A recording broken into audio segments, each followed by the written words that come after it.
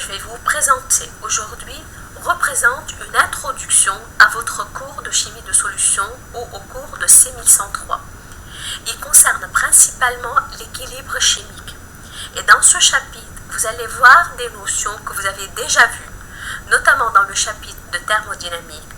Mais aussi, il y a de nouvelles notions que vous allez voir et des notions qui vont être très utiles pour les chapitres acide-base, oxydoréduction et complexation. Si nous commençons par une petite introduction sur les équilibres chimiques, vous savez très bien qu'une réaction totale en chimie signifie que tous les réactifs ont disparu complètement pour donner les produits. Donc il s'agit bien d'une réaction dont le rendement est proche de 100%. Et ceci peut être illustré en disant que tous les réactifs ils vont disparaître, c'est-à-dire les quantités restantes vont être voisines de zéro. Là, on va être d'accord, le zéro n'existe pas. On dit des quantités qui sont voisines de zéro. Et la réaction correspondante, elle est toujours représentée par une seule flèche dans l'équation. Donc, quand vous écrivez l'équation chimique, vous avez une flèche qui se dirige de gauche à droite et il s'agit d'une seule flèche pour montrer que les réactifs ont disparu pour donner les produits.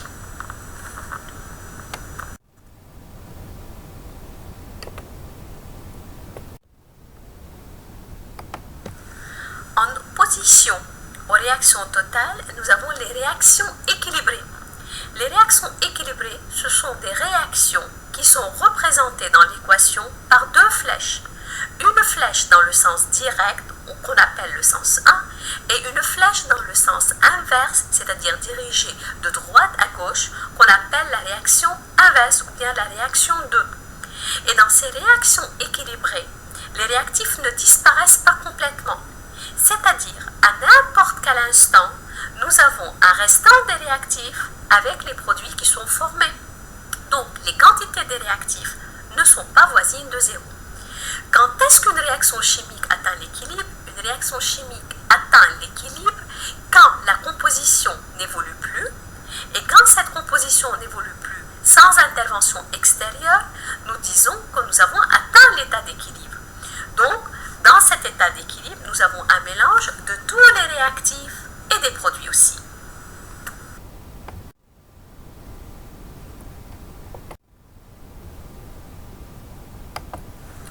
Une question se pose alors. Comment savoir si notre réaction a atteint l'équilibre ou non? Puisque notre réaction n'a pas forcément atteint l'équilibre, nous ne pouvons pas calculer sa constante d'équilibre.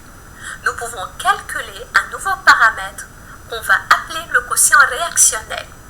Et pour calculer ce quotient réactionnel, nous sommes obligés de calculer la concentration de tous les réactifs restants et de tous les produits formés en vue de comparer ce quotient réactionnel avec la constante d'équilibre.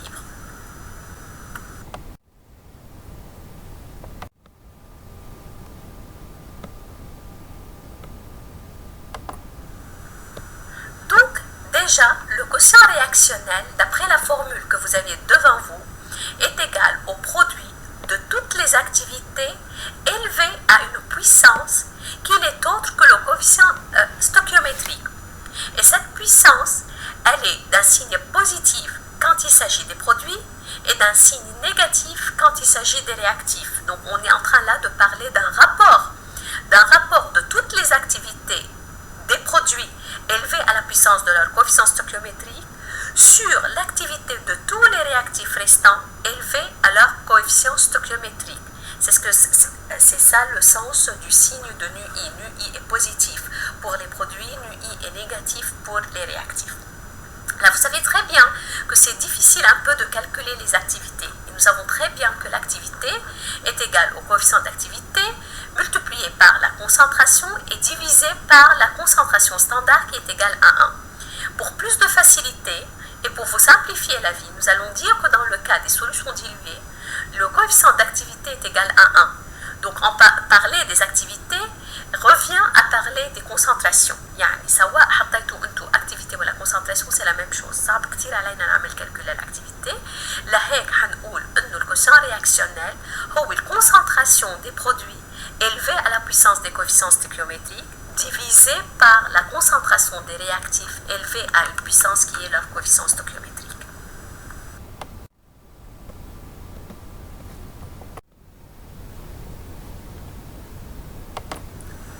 Voilà, très bien. On sait maintenant calculer le quotient réactionnel. On va comparer notre quotient réactionnel avec la constante d'équilibre. La constante d'équilibre, bon, elle est connue, elle est disponible dans tous les livres de chimie, dans tous les manuels scolaires. La constante d'équilibre, quelle étape. Donc, le quotient réactionnel de notre réaction, d'après le prélèvement que nous avons effectué sur notre réaction, il est comparé par rapport à cette constante d'équilibre. Si le quotient réactionnel est inférieur à la constante d'équilibre, ça signifie que nous n'avons pas encore assez de produit.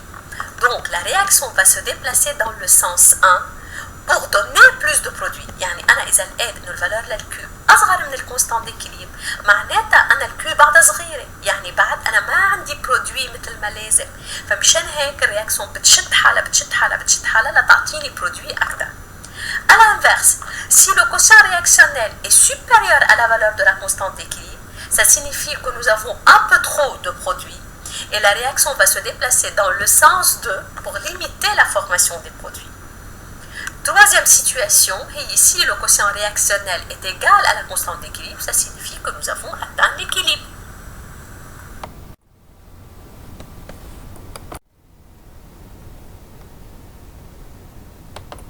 Là, un petit rappel sur le calcul des constantes d'équilibre. Donc, vous savez très bien que quand on calcule les constantes d'équilibre, on ne met pas la concentration des solvants. Là, la concentration des solvants est tellement grande qu'elle ne va pas changer au cours de la réaction. Et on ne met pas les solides. Là, les solides n'ont pas de concentration. Donc, l'état d'équilibre est caractérisé par une réaction directe et une réaction inverse qui ont lieu en même temps et à la même vitesse. Et c'est pour cette raison qu'aucune modification nette n'est observée.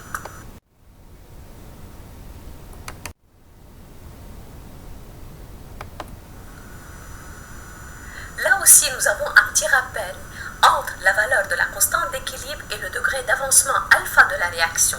Vous avez devant vous une démonstration, l'expression de K, et à partir de l'expression de K, nous allons voir la relation entre alpha et K. Bien sûr, c'est une relation qui n'est pas à retenir, c'est une relation que vous connaissez déjà. Dans cette slide, dans cette diapositive, ce qui nous intéresse, c'est qu'on se mette d'accord sur certaines terminologies. On va dire que si la valeur de alpha est inférieure à 1%, c'est-à-dire alpha est inférieur à 0,01, ça signifie donc que la valeur de la constante d'équilibre est inférieure à 10 puissance moins 4. Nous sommes en train de parler d'une relation, d'une réaction qui n'évolue pratiquement pas. La réaction qui n'évolue pas, elle a un très faible avancement. L'avancement تبعها بيكون أقل من 1%. هيدا بيعني بالضرورة أن الفالور للك أصغر من 10 puissance moins 4. Maintenant, si nous avons une valeur de alpha autour de 0,99, ça signifie forcément que la valeur de K est supérieure ou égale à 10 à la puissance 4, ça signifie que la réaction est quantitative. Une réaction totale هي réaction عندها alpha de l'ordre de 1. اتفقنا هيك وإذا منها 0,999 et dans ce cas la valeur de la constante d'équilibre بتكون supérieure à 10 à la puissance 6.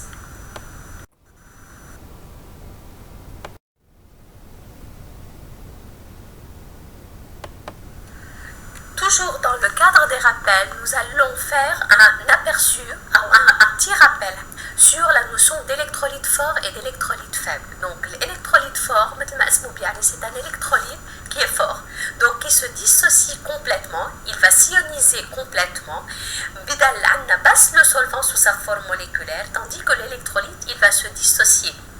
Donc, il s'ionise complètement. Et quand vous regardez la réaction de dissociation, vous allez trouver l'exemple d'une réaction totale, c'est-à-dire une réaction qui a une seule flèche de gauche à droite. Les électrolytes forts comme par exemple NaCl, HCl, Na2SO4, NaOH, c'est-à-dire une fois que la réaction de dissociation elle est lancée, on ne va plus trouver du HCl moléculaire, ni du NaOH moléculaire, ni de Na2SO4 moléculaire. Ils vont se dissocier.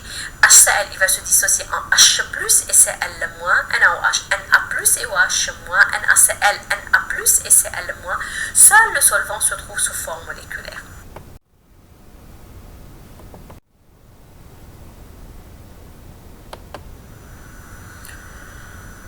Dans cette diapo, vous allez voir l'exemple de la dissociation de NaCl. Regardez bien la molécule de NaCl qui est entourée par les molécules d'eau. Puis après, nous allons voir le Na+, tout seul qui est entouré, qui est solvaté par les molécules d'eau, et le Cl- qui est solvaté par les molécules d'eau. Donc c'est une illustration de la dissolution d'un électrolyte fort tel que NaCl.